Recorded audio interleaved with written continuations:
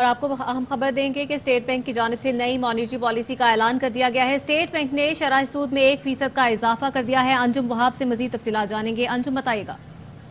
جی بالکل، یہ گزشتہ جو زرعی پالیسی کمیٹی کا ہنگامی اجلاس ہوتا ہے اس میں 3% بڑھائی گئی تھی اور شرح سود 20% کر دی گئی تھی، اور آج بھی شرح سود میں 100 پوائنٹ کا اضافہ کیا گیا اور شرح سود 21% کرنے کا فیصلہ کیا گیا ہے۔ ایم پی سی کی جو اجلاس ہوا تو اس میں مہنگائی کو مد نظر رکھا گیا کہ مہنگائی بڑھ کر 35 یا 4% ہو گئی اور توقع کی قریبی مدت میں مزید بلند رہے گی۔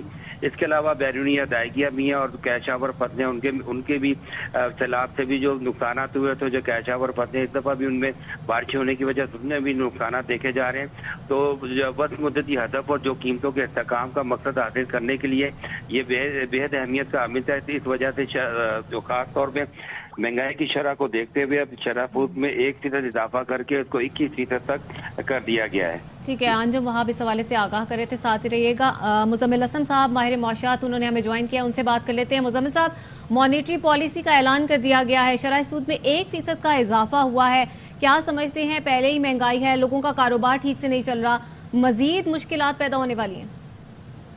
دیکھیے، سب سے زیادہ بڑی مشکل تو حکومت کے لیے خود پیدا ہوگی، کیونکہ 1% سارے شرح سود بڑھنے سے حکومت کا 300 ارب روپے سے زیادہ کا خرچ بڑھ جاتا ہے۔ اب آپ سوچیں کہ یہ حکومت جو ابھی کہہ رہی ہے کہ الیکشن کے لیے 20 ارب نہیں ہے، صرف 1% سود بڑھنے سے 300 ارب روپے، اور جب سے یہ 1 سال سے حکومت میں آئے 11% سود بڑھ چکا ہوا ہے۔ تو یعنی 3300 ارب روپے اضافی جو ہے صرف سود کی مد میں حکومت کو اتارنے پڑے۔ اس کی وجہ کیا ہے؟ پیچھے مہنگائی، پاکستان کی تاریخ کی 75 سال کی سب سے زیادہ مہنگائی اس وقت ہے 35%، جس کی وجہ سے شرح سود بڑھانا پڑ رہا ہے۔ اب یہ جو ہے شرح سود، جیسے ابھی آپ سے بات کر رہے تھے وہ بھی بتا رہے تھے کہ جب شرح سود بڑھے گا تو کاروباری مشکلات بڑھیں گی، کاروباری مشکلات بڑھیں گی، وہ مزید قیمتیں بڑھائیں گے یا کاروبار بند ہوں گے، اس سے شارٹیج سے قیمتیں بڑھیں گی، پھر اس سے اور مہنگائی ہوگی۔ تو یہ علاج نہیں ہے اس وقت۔ اسٹیٹ بینک بھی چیز کیے جا رہے ہیں اس چیز کو۔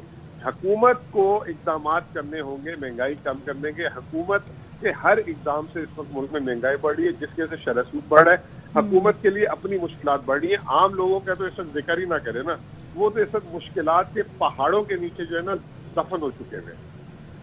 تو آپ کیا سمجھتے ہیں حکومت کو کیا کرنا چاہیے اور اس وقت کہاں غلط فیصلے کیے جا رہے ہیں جس کے باعث یہ نتائج سامنے آ رہے ہیں؟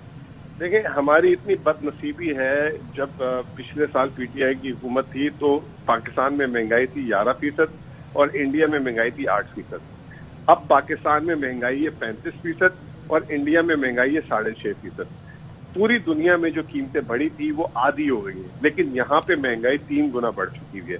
اس کا مطلب یہ ہے کہ ان کا جو ہے معاشی امور پہ بالکل جسے کہتے ہیں کنٹرول نہیں ہے، اور یہ غلط فیصلے کر رہے ہیں، منی بجٹ لا رہے ہیں، تیل کی قیمتیں انہوں نے غلط نیگوشیٹ کی، امپورٹ پہ پابندیاں انہوں نے غلط لگائی تھی، کرنسی روپے کو جو ہے سینچری بنا دی، آج تو ڈبل شرح سود بھی کر دیا۔